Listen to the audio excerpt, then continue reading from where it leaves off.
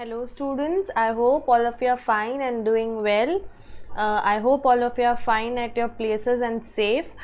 In this pandemic, we are very uncertain. We don't know what is to going happen next. So it's better to be at home and stay safe. But being at home doesn't mean we can discontinue or detach ourselves from our studies. We are in this digital era. Studying online is very simple, and here I am, Lavina Gundecha.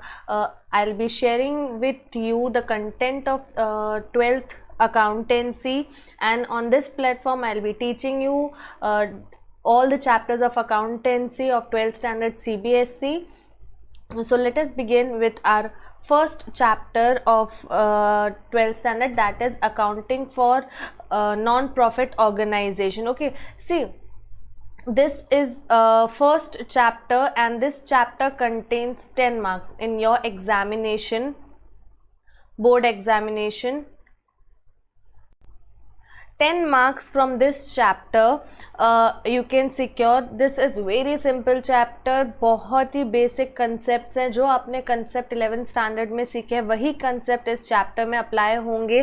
ठीक है, तो आप बहुत अच्छे से ये 10 marks score कर सकते हो अपने एग्जामिनेशंस में.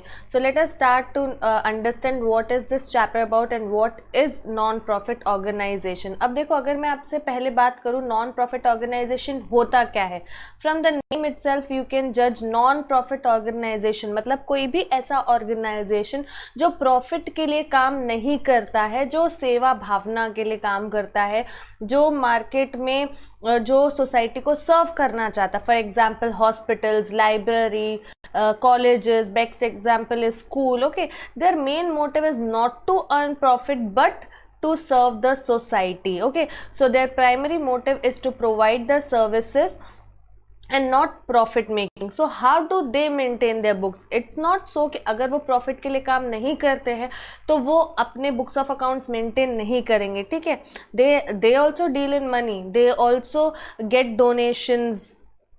Okay, they also get charity, they also pay to the service providers. ठीक है, वो अगर सोसाइटी को सर्व करे तो उन लोगों को अपॉइंट भी करना पड़ता है वो सर्विस पे करने के लिए. So there is inflow and cash flow of money. Now to how do they manage the money, हमने 11th स्टैंडर्ड में पढ़ा था सोल प्रोपराइटर. एक सिंगल सोल प्रोपराइटर जो है, सोल ओनर जो है, वो अपना बिजनेस कैसे चलाता है और उसके बुक्स कैसे मेंटेन किए जाते हैं. सिमिलरली हम नॉन प्रॉफिट ऑर्गेनाइजेशन कैसे बुक्स ऑफ अकाउंट्स मेंटेन करते हैं, that we are going to learn in this chapter. This is very simple chapter. वही कंसेप्ट्स लगेंगे. I am repeating that again so that you can understand कि आपके लिए 10 marks score करना इस chapter में से बहुत सिंपल हो जाएगा. ठीक है, अब देखो, जो भी ऑर्गेनाइजेशंस हैं, जो भी NPOs हैं, what they do is they provide the service. Okay, और उनका मेन सोर्स ऑफ इनकम जो होता है वो क्या होता है, उस ऑर्गेनाइजेशन में सब्सक्रिप्शन रिसीव होते हैं, डोनेशन मिलते हैं, उनको ग्रांट्स मिलते हैं. ना if I talk about subscription का मतलब क्या होता है, लोग जो है उस नॉन प्रॉफिट ऑर्गेनाइजेशन की सर्विस अवेल करने के लिए सब्सक्राइब करते हैं ना. हम कोई क्लब है, सपोज इन कोई जिम है या कोई क्लब है, उन क्लब का हम वो क्या करते हैं, वो क्लब की सर्विस को सब्सक्राइब करने के लिए, अवेल करने के लिए हम उनको अमाउंट पे करते हैं. तो NPO का जो मेन सोर्स ऑफ इनकम होता है वो होता है सब्सक्रिप्शन. उन्हें डोनेशन एंड ग्रांट्स तो मिल जाते हैं, बट जनरली लोग जो है उनकी सर्विस अवेल करने के लिए सब्सक्रिप्शन पे करते हैं. Okay, so this is their main source of income, but they don't earn, as I already told you, they don't just work for profit. ठीक है, तो इसीलिए याद रखना NPO में कहीं पे भी प्रॉफिट नाम आपको आएगा ही नहीं. आपको कहीं पर भी प्रॉफिट एंड लॉस अकाउंट नहीं बनाना है. बट व्हाट, उनको भी तो पता होना चाहिए कि उनके पास कितना इनकम है, कितना एक्सपेंस है. So instead of profit and loss account what they prepare is income and expenditure account. ठीक है, जैसा सेम आप प्रॉफिट एंड लॉस अकाउंट बनाते थे, आपके प्रॉफिट एंड लॉस में भी एक्सपेंसेस एंड इनकम ही आता था, ठीक है। तो similarly expenditure and income account बन जाएगा instead of profit and loss account, okay. So if we talk about the final accounts of non profit organisation, तो नॉन प्रॉफिट ऑर्गेनाइजेशन में 3 पार्ट्स हो जाते हैं, the receipt and payment account, the expenditure and income और income and expenditure account and the balance sheet, ठीक है। अगर आप सोल प्रोप्राइटर में देखो तो आप क्या बनाते थे, ट्रेडिंग अकाउंट बनाते थे, प्रॉफिट एंड लॉस बनाते थे एंड बैलेंस शीट बनती थी।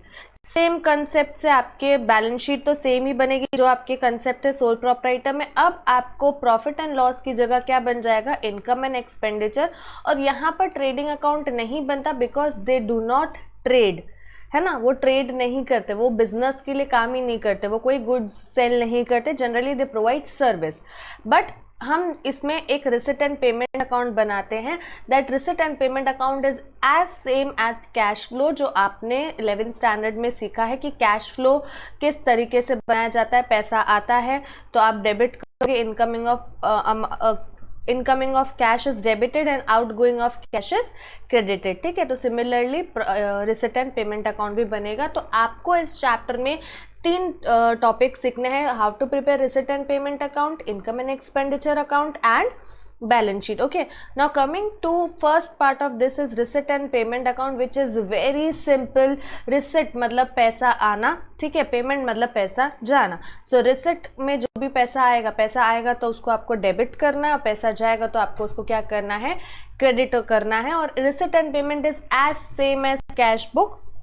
हम कैश बुक में भी यही करते थे, जो पैसा आता था उसको हम डेबिट करते थे, जो पैसा आता था क्रेडिट करते थे, एंड लास्ट में हमको बैलेंस आउट करते थे। सेम आपको उसी तरह एक receipt and payment account NPO बनाता है, जो सो एज टू अश्योर कि उनके पास पूरे ईयर में आप पर्टिकुलर जिस टाइम का वो अकाउंट्स बना रहे हैं उनमें उनके पास कितना पैसा आया और उतना पैसा जा रहा है, ठीक है। So let us learn about the format of receipt and payment account। तो receipt and payment account का सिंपल सा फॉर्मेट है, जैसा हम लेजर बनाते हैं, receipt amount payment amount, this will be debit side, this will be credit side. अगर आपके पास पैसा आ रहा है, कोई भी सोर्स से अगर एनपीओ के पास पैसा आ रहा है वो रिसिट में डेबिट करेंगे, कोई भी सोर्स से पैसा जा रहा है तो हम रिसिट एंड पेमेंट अकाउंट में क्रेडिट करेंगे। In this video I am just going to share about the format of receipt and payment account, and then further we will shift to how these sums are to be solved। this video is just about the introduction, you should know NPO क्या है। and students, I'll tell you, whenever you are doing any chapter, please go through the introduction of that chapter so that you can know कि आप किसके बारे में पढ़ रहे हो, क्या पढ़ रहे हो। you always have to go for knowledge, just don't go for examination and marks। just in this competitive world, you know that your marks doesn't just matter, what matters is your knowledge। so you should know what you are doing, why are you doing this, okay। so do always go through the introduction of the chapter, just know about in detail what is this chapter about, कैसे काम आएगा, कहाँ काम आएगा, ठीक है। so continuing with this is a format of receipt and payment account। और यहाँ पर एक एग्जाम्पल है कि आपके पास कोई भी पैसा आ रहा है, ठीक है, जैसे कि मैंने आपको ऑलरेडी समझाया कि आपको सब्सक्रिप्शन मिलता है, अगर किसी ने सब्सक्रिप्शन पे किया, that is a income for you. So money is coming in, so it will be debited, okay। then life membership fees से पैसा आ रहा है, entrance fees से आ रहा है, interest मिल रहा है सिक्योरिटीज पे, या कोई भी रिसिट आ रही है तो आपको sundry receipts, so that will be debited। and similarly आपके जो भी expenses हैं, पेमेंट हो रहा है, पैसा जा रहा है, तो that will be credited because credit what goes out according to our real rule, okay। Then what you have to do, आपके पास ऑलरेडी ओपनिंग बैलेंस होगा, सेम जैसा हम बैलेंसिंग करके बैलेंस निकालते हैं, that's balance you have to find out. Don't worry that I have directly explain this sum, this is just an example। I'm going to share a next video in which we will be properly solving the sum of receipt and payment account, okay। I hope this topic or this introduction about receipt and payment is clear to you। I'll be coming with the next video related to sums of receipt and payment। till then just go through the introduction of this chapter and take care। thank you।